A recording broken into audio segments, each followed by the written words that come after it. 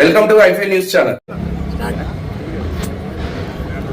గత వారం రోజుల నుండి ఏదైతే పునర్నిర్మాణంలో భాగంగా వేములవాడ రాజన్న ఆలయం యొక్క అభివృద్ధిలో భాగంగా రాజన్న ఆలయంలో ఉండే అర్జిత సేవలను కానీ కోడెమొక్కులను కానీ ఆకుపూజలను కానీ భక్తుల సౌకర్యార్థం భీమన్న ఆలయంకు షిఫ్ట్ చేసామని ఏదైతే సంచుక వెలువడిందో ఈవో గారి ఆఫీస్ నుండి అప్పటి నుండి భారతీయ జనతా పార్టీ వారి యొక్క పార్టీ విధానం ద్వారా హిందువుల మనోభావాలు దెబ్బతినకుండా మన భక్తుల యొక్క నమ్మకాన్ని వమ్ము చేయకుండా ఏదైతే అర్జిత సేవలు కానీ దర్శనాలు కానీ రాజన్న ఆలయ ప్రాంగణంలోనే ఇవ్వాలని చెప్పి ఆందోళనను స్టార్ట్ చేసినాం.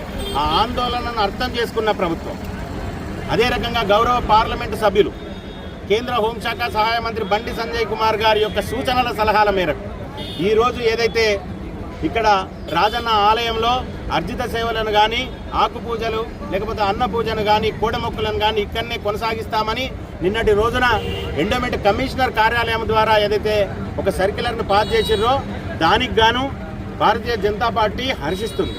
అభివృద్ధికి ఎప్పుడుగాను భారతీయ జనతా పార్టీ వ్యతిరేకం కాదు.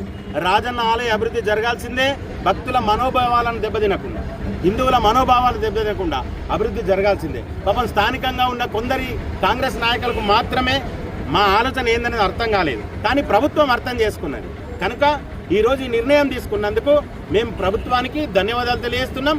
రానున్న రోజుల్లో కూడా భక్తులకు ఇబ్బంది కాకుండా ఆలయ అభివృద్ధి కోసం భారతీయ జనతా పార్టీ కట్టుబడి ఉంటుంది, అభివృద్ధిని కాంక్షిస్తుంది. భారత్ మాతాకి జై. రాజన్న ఆలయ అభివృద్ధికి మేము ఏనాడు వ్యతిరేకంగా ఉండకుండా సహకరిస్తూనే మా ఎజెండా బీజేపీ ఎజెండా మన పార్లమెంట్ సభ్యులు కరీంనగర్ పార్లమెంట్ సభ్యులు బండి సంజయ్ గారి నేతృత్వంలో ఏదైతే పోరాటం కొనసాగించినామో మొన్నటి వరకు కూడా మరి దాన్ని ప్రభుత్వం గుర్తెరిగి ఇక్కడ ప్రజల బాధలను భక్తుల మనోభావాలను మనసులో ఉంచుకొని నిన్నటి రోజున కేంద్ర మంత్రి బండి సంజయ్ గారి ఆదేశాలతో అలాగే ప్రభుత్వ సహకారంతో ఏదైతే జీవో విడుదలైందో దాన్ని మేము స్వాగతిస్తూ హర్షిస్తూ మరి ముందున్న సమ్మక్క సారక్క జాతరకు అలాగే శివరాత్రి దాకా కూడా భక్తులకు ఎలాంటి ఇబ్బంది లేకుండా ఇక్కడ వేములవాడ రాజన్న పరిసరంలో దర్శనాలు కొనసాగించడం మేము స్వాగతిస్తూ అందరికీ కూడా కృతజ్ఞతలు తెలియజేస్తూ ఈ పోరాటంలో మా వెనకాల ఉన్న ప్రతి ఒక్క బీజేపీ కార్యకర్తకు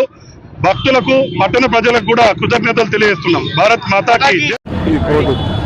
భారతదేశానికి ఎప్పుడు ఇబ్బంది జరిగినా, సనాతన ధర్మానికి ఎప్పుడు ఇబ్బంది జరిగినా, భక్తుల యొక్క మనోభావాలు ఎక్కడ దెబ్బతింటే అక్కడ భారతీయ జనతా పార్టీ పోరాటం చేస్తున్నటువంటి విషయం ఈరోజు తేటతెల్లమైంది.